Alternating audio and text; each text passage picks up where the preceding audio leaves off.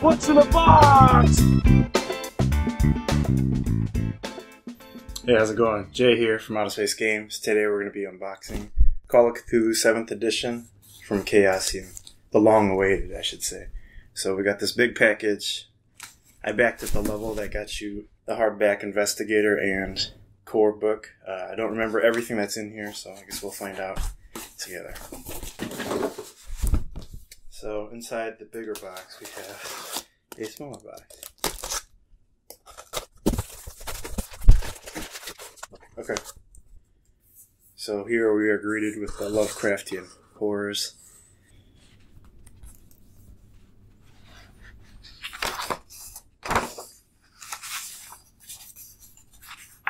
You can see a nice picture of Lovecraft over there. I believe there are like 53 monsters, it said on the back.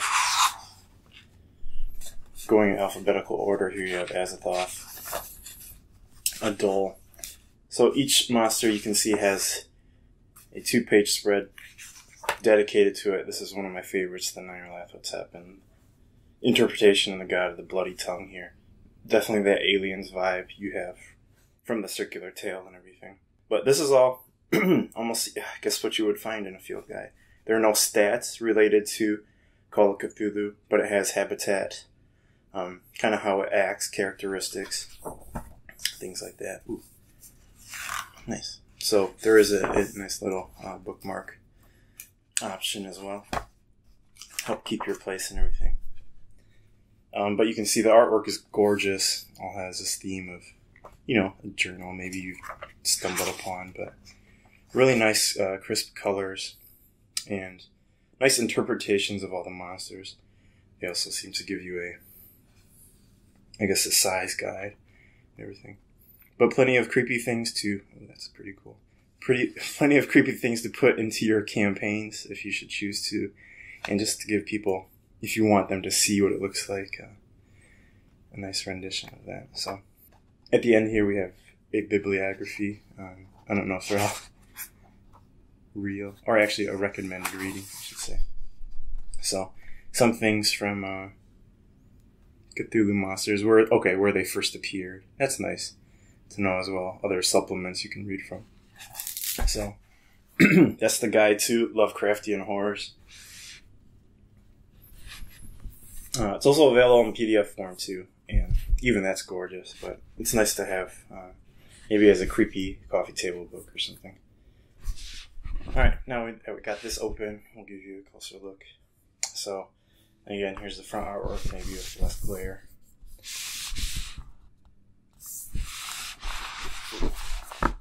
And the back is, I believe, the artwork for the Investigator Handbook. But I guess we'll see.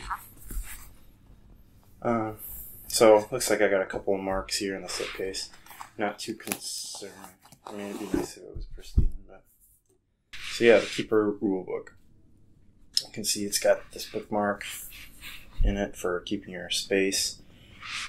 And one of the further printings, I know they got the chapter tabs that you can stick in your book as well. So the first thing you'll notice is that it's full color, which is a differentiation from earlier editions, and it just makes it pop, even though there's not much color in here, just the subtle even on edges and stuff. So the paper here, it's like a glossy, magazine, a little thicker. Good quality paper, but the colors just look great on it, and everything really just pops out. So the main book obviously is for you to be able to run and play this game. So creating investigators, running you through skill sheet, choosing skills, etc., etc. But yeah, when it's a gorgeous piece of artwork. How the game system works, combat, chases, which is a newer mechanic for 7th edition. Here's for how you go insane. So, you're already at 218 pages, and just around halfway through, it looks like. So, just a ton of information, I should say. It's just packed with everything you could almost possibly want. in terms of a broad sweeping arc of what you can do with Call of Cthulhu. Here we have monsters, beasts, alien gods. So all the cool monsters you saw in the field guide, if you want to actually put them into your campaign, this is a good way to do it now, because you have your stats and how they work and interact with people. Not that you'd be necessarily want to fight Cthulhu or Azathoth, things like that. So, and then Chapter 15, Scenarios. So this is a great way, to get you into the game. So they're really designed to almost be like the start of an adventure. I mean, they're self-contained, but you can follow up with them. They give you enough threads to follow. So you have a couple of scenarios to just run you through the game. And I think this is a great way. That way you don't need to immediately buy another book with it, but you have things that you can run with your new friends and created investigators at the same time. Here are appendices. You can see how much things might cost in 1920s or Call of Cthulhu age. Example of some weapons. And so just really a source book of how everything works, including a summary here at the end. And the index, which is very helpful. Yeah, this is a list of all the Kickstarter backers who helped contribute to making it. Okay, here we go. J. Thulu John. Yeah. There you go. Keeper J. Thulu. We're in here. Our name is forever cemented in the legacy. Or I like to think so anyway. So that's the Keeper Rulebook. If you want to play it, run it for your friends, this is all you need. So moving out of the way, we have the Investigator Handbook now. Investigator Handbook is, like it sounds, meant for investigators. So, obviously, playing through the campaign, or only one person is running it, everyone else is going to be an investigator. So, here's an introduction, kind of a story sequence. And what's interesting in the second chapter is the entire Dunwich Horror short story, because it's very much in some ways feels like what a Call of Cthulhu adventure may be. It's one of the stories where a group of people come together to solve this cosmic mystery. And a lot of the stories don't necessarily have that discovery or a group of people. So I think they've chosen this story, especially for the investigators to read, to kind of get a feel for how things might have worked at that time. So definitely give it a read. It's a great story anyways, and it'll just help you get into your investigators. So while there is a Creating Investigators book or section in the Keeper Rulebook, this just goes more in depth. So a lot of explanations for each characteristic, skills, and why you might want to do one thing or another. Here we see a nice Cthulhu idol. So here are all these occupations and talking about really what they are, what they did at that time period. So Cthulhu takes place in the 1920s-ish, really when Lovecraft was writing a lot of his stories. So, it's not the time of the internet or, just a different world back then, pre-World War II. So, here's the bookmark. Investigator organizations. So there are different, groups that you may stumble upon, or like cultist things. Life as an investigator. So just a lot of information. So even most of the time, I'm keeping for our campaigns. It's something I could lend some of the other investigators so they can, just read through it, glance at it, see what's happening, and really be able to fill their backstories and get into the feel of their character. I think a big part of role-playing is to do just that, role-play, and this helps you get into that.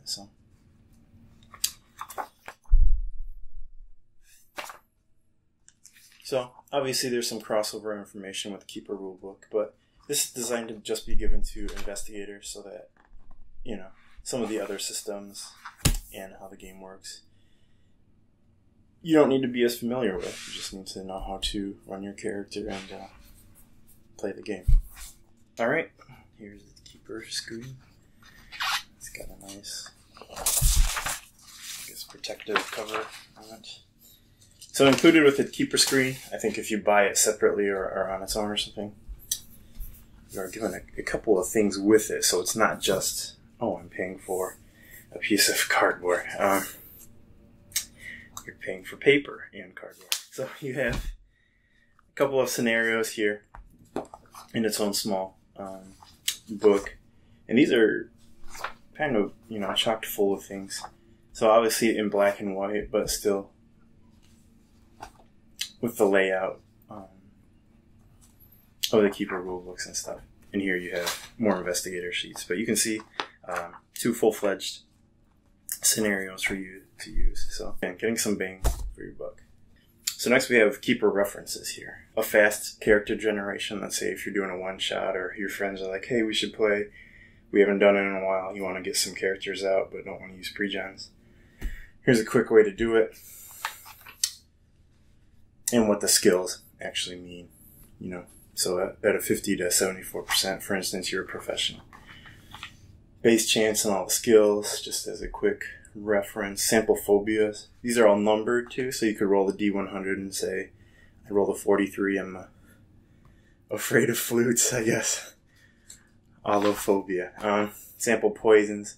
Sample manias if you're going perhaps insane. Again, roll a D100 and see how you're reacting to things. So, different tomes.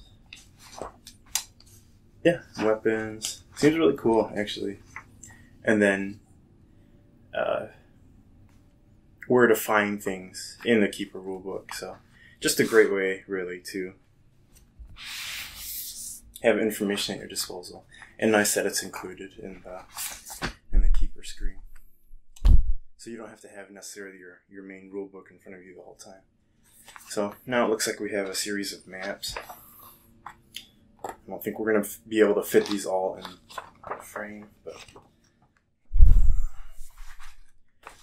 give you a good look. Here's the Earth, laid out into hemispheres and marking some,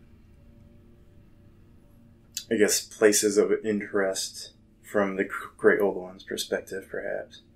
So we see up here Arkham and the surrounding area, including the Skatonic.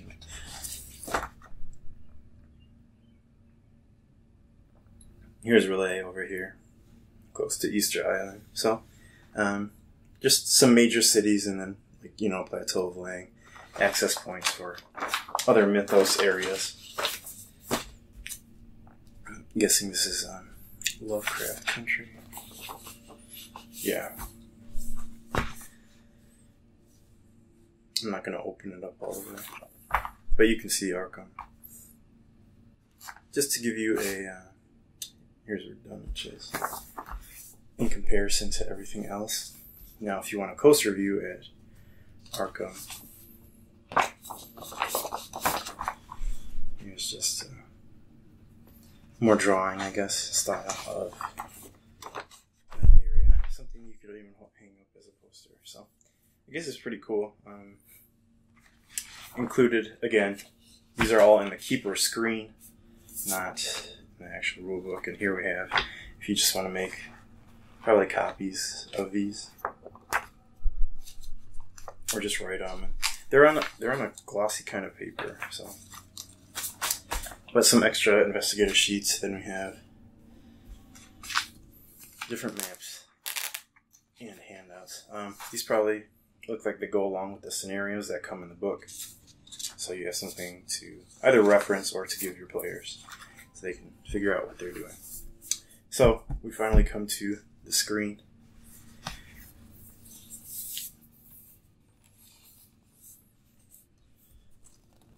So this is a large, I guess, 3-panel screen with some investigators venturing into some unknown canyon or a ruin, some type of temple. But it's a nice panoramic view, and it's different than just your typical mythos monster. But most keepers are more interested on what's on the other side. So let's take a look. So screens are used to block information.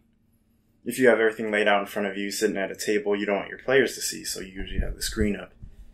And obviously there's room on the backside for things, so they put a lot of information so you don't have to reference maybe your notes or the keeper rulebooks quite as much. So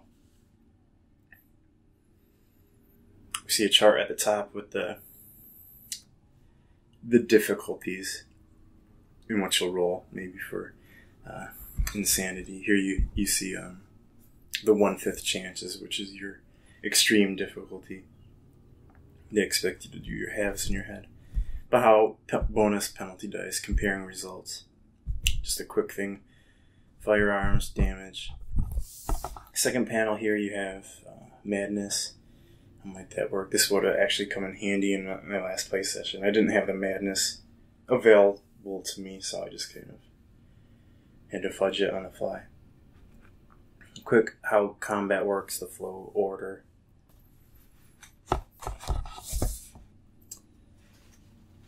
And then chasing, more how damage works. So just a lot of more of the gamey, I want to say, parts of the game and how to resolve them. Because a lot of Call of Cthulhu is the role playing, but then when you get into situations where chases or damage or fighting happens, you want to have a rhythm or a rule set so it doesn't become just let's all fire everything at once and hope it resolves. So to bring some method to that madness. But that's it for the keeper screen. It's nice again that they've included so many other things along with it, so you can run your own mini scenario, have other things to reference. So yeah, that's the Call of Cthulhu 7th edition. Gives you a nice look, even though it's changed, I think, from the original Kickstarter, what they had in mind. It's gorgeous. It looks very modern and fresh and new. So I think if you've never experienced Cthulhu before, this is a book you could pick up and say, hey, this looks really interesting. How can I get into it? Things like that. So hopefully people will be able to see it on the shelves and pick it up, and we'll get some more fans and new players, new keepers into this game. Highly recommend you check it out, even if you're just picking up the PDF. I think the quality is there through and through, and even though they've taken some time and learned a lot of things to get this Kickstarter finally finished, it's great to finally have them. There are a few items we're missing from the Kickstarter campaign. Those are continuing to come out as they get printed and shipped. So thanks for tuning in. Thanks for watching this. If you want to see any other unboxings, including Horror on the Orient Express, make sure you check out the rest of the videos on our YouTube channel here at Out of Space Games. If you want to hear us actually playing through Horror on the Orient Express right now, check out our podcast and the actual plays. Just search for Out of Space Games. We have a couple episodes right now, continuing to play through the campaign and adventure. My name is Jay from Out of Space Games. We'll catch you next time.